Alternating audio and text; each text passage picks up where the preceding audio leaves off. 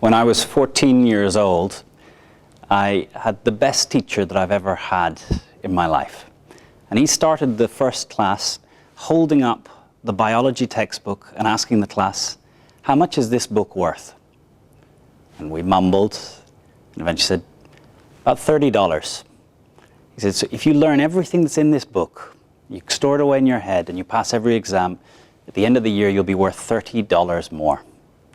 But if you get curious, if you get interested in how systems work, how things are connected, you become infinitely more valuable." And there was one thing that Mr. Matz made us do at the end of every class. He was take out our journal and write. Pen had to touch the paper for 5 minutes.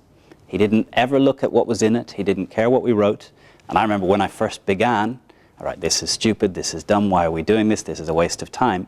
But by day 5, maybe I wrote, "I learned something new today." By day 10, I wrote, "Interesting thing happened on the way to school today."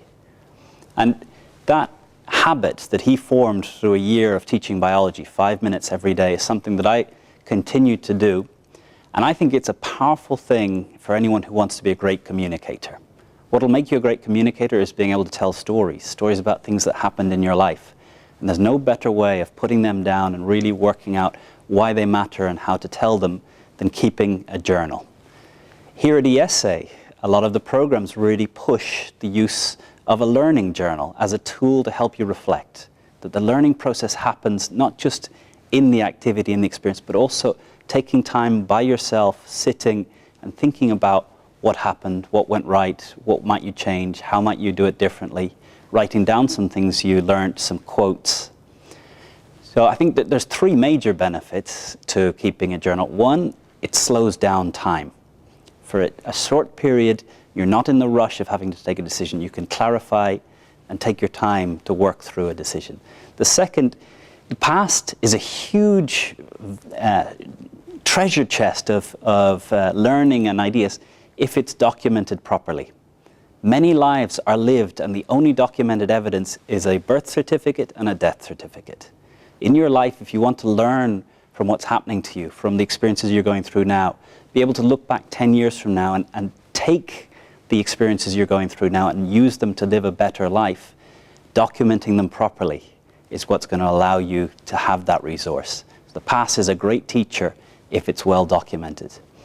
And the third thing, it's a good habit to get into on a daily basis. And Jim Rohn often says that success or failure in life is not due to one cataclysmic event. Failure doesn't happen in one moment, one day. It's a series of bad decisions repeated daily. Success doesn't happen in one cataclysmic moment. It's a series of good habits repeated daily.